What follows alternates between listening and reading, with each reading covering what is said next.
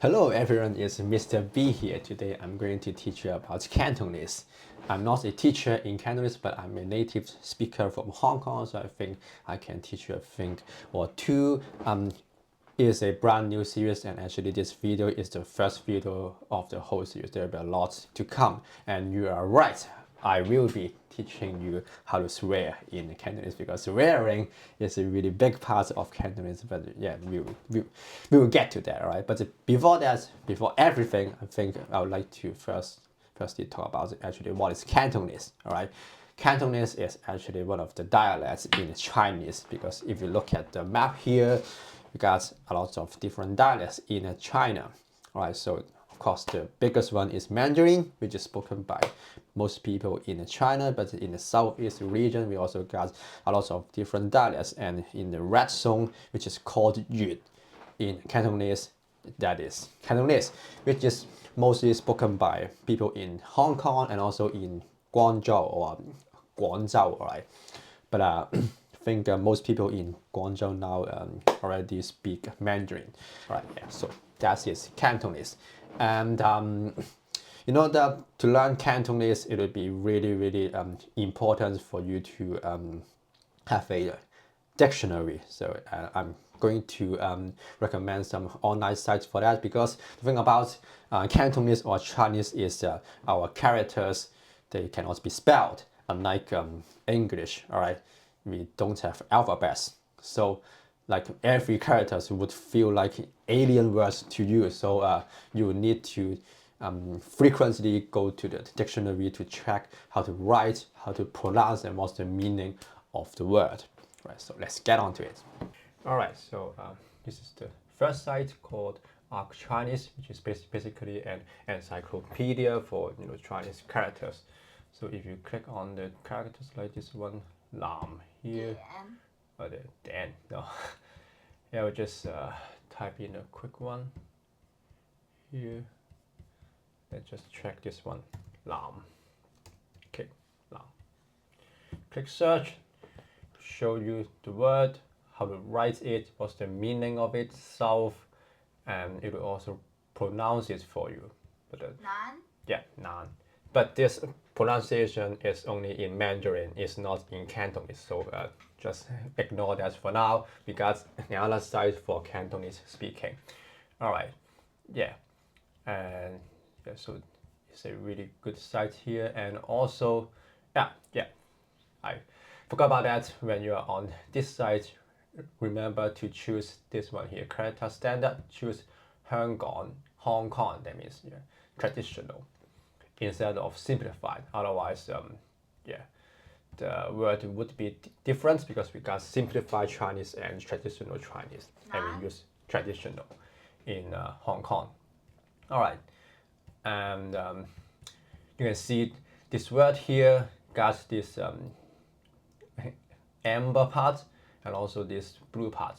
So in Chinese characters, we have different components, and we've got this thing like here is called the radicals, right? Radical here, and also there is this components part of the word. So basically, the radical is like the beginning of the character. So it is mostly on the top of the word or on the left hand side of the word, and there are a lot of different radicals. I think it's 200 and something. You don't need to remember all of them. Some of them have meaning, some of them make sense, some of them don't, but it doesn't matter. It's just the way that we have these characters here. If you are interested in seeing all the radicals, you can go to here, radicals and strokes, and you go to Chinese radical table, traditional, then you will see you have the list of all radicals. There's 214 radicals here with different stroke counts. All right, but do not remember that. There's no need to remember that. All right, so yeah, it is the dictionary for you. Because it's a dictionary, of course, you need to type in the word to search the character, right? So how do you type in the character? Because it's not like English. You can just type it on the keyboard. All right. So there are two ways to do it.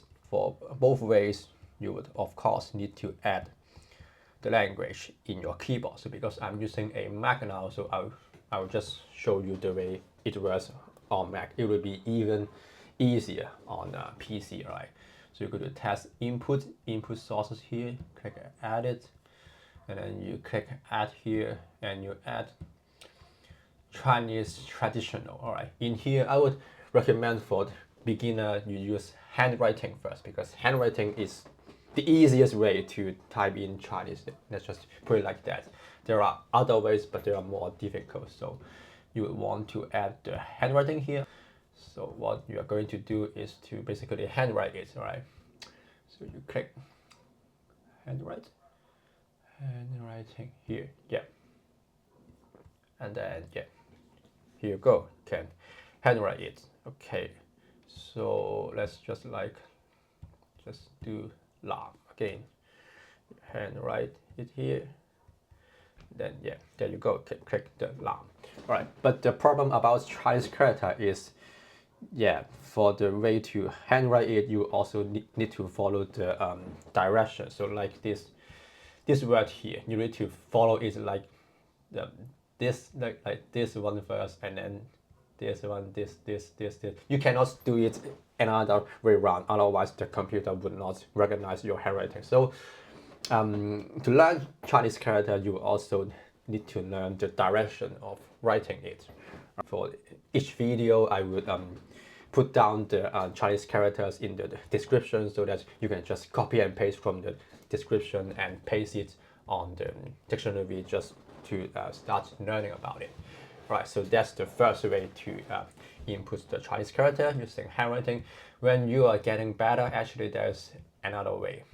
You can see here we got a lot of input method codes. Within that, I would recommend using this one called chonky. All right, it's one of the most common way that we type in the Chinese characters. So what you would want to do, again, you go to your keyboard and you add. All right, this time you will add Chinese traditional and chonky here, chon. Right, you add it, and then you can type the word. So for this character now, right, south, the input code for chonky is JBTJ. So you just follow the code. You go to chonky, then I will show you the keyboard here. So JBTJ. So you just click JBTJ. Actually, in Cantonese, it is sub yue ya sub. Okay, and then you click spacebar. There you go, lam here. All right. So, but the difficulty about this method is obviously you need to memorize the input code for each word. There are some rules or rationale behind it, but it is not easy. So I would just say when you are good enough, maybe you want to start learning about it, but not in the beginning, all right? Absolutely not. So in the beginning, just stick to handwriting. Okay, and I just talked about that this pronunciation on this site is for Mandarin. So of course we got another site here, which is actually a site by my university called the Chinese University of Hong Kong, which is basically another encyclopedia, but only for Cantonese. All right, it will show you how to speak the word. So basically, you type in the word here. Yeah, I'll just go back to the one that I'm more used to, called chokseng. Actually, yeah, simplified version of the chonky. Right. Click, you search the word lam, and then yeah, there could be some variants of the pronunciation of the same word, just like English. And lam, it is NAAM4. So you click this one. Yeah, now it would take time to load. Yeah. Okay, so how to show you English? Sorry, show you the syllabus of the word, syllable of the Cantonese pronunciation. So first of all, we got three parts. All right, the first part is the red character here, called the initials. Right, and then the green one here called finals, and also the blue one here called the tones. Okay, initials. They are like the first sound of your word. So you can click on these tables of initials, finals, and tones here, but just follow this LS HK. I think they are similar. Just make it easy and follow the LS HK. So we got different initials here, and yeah, they are the beginning of the sound. Like this one is b, and then C is ch, d, d, f, g, gua, h, j, k, gua, l, ma, use your nose, and then right, and p, s, t, wa, and z. Okay, so these are all the initials. And then for finals, yeah, they are even more complicated. I will go to these Cantonese finals tables here, and basically they are, yeah, a, e, I, o, u, and u, yeah, u.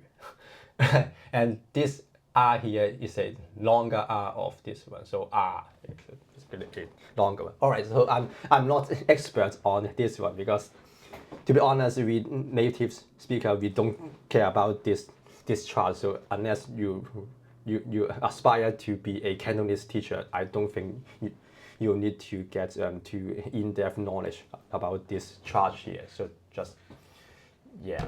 So the third part is the tone, right? So if you go to the, again, the tables for the tones, in Cantonese we got 6 tones, but actually we got 9 sounds. The reason is because the 7th, 8th, and 9th sound, they just replicate the 1st, 3rd, and 6th tone, but in a shorter manner. So they are called the entering sound. So basically a shorter version of the tones. And the 6 tones are as follow. All right. Ah, ah, ah, ah, ah, ah. All right, 6 tones. Then you got the last three sounds, which is ah, ah, ah. Okay, so a shorter version of the thing before. All right, we got some ways of memorizing these tones, which is as follow. All right, 3碗半牛腩麵100碟.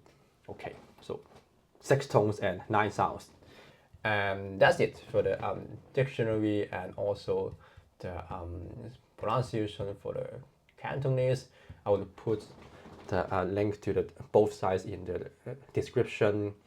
All right, that's it for today's lesson. I hope you enjoyed that. For each video, at the end, I'm going to recommend a Canto pop song or a famous movie or drama in Cantonese. And today I'm going to introduce this song to you called K歌之王. In English is the King of Karaoke. Right? It's a song by the legendary male singer in Hong Kong called Eason Chan. And I would say it could be like the most recognizable song by him. And basically the lyrics say that, Eason is the king of karaoke. But yeah, he liked a girl, but that girl still rejected him despite that he's the king of karaoke. It may seem stupid to you, but like the melody and the whole song is really good. It's not a party song, it's a sad song, because back in 2000, I think a slow sad song like R&B, the most popular genre in Hong Kong. And I would help you translate the lyrics so that you can, look at those stupid lyrics. They're not stupid, right? Just that the meaning could be stupid, but they are really artistic and poetic, right? Ethan, do not sue me for that. Okay? Yeah. So yeah. So hope you enjoy that, and I'm going to make a lot of videos moving on, and I hope to see you again in the future. Stay safe, mate.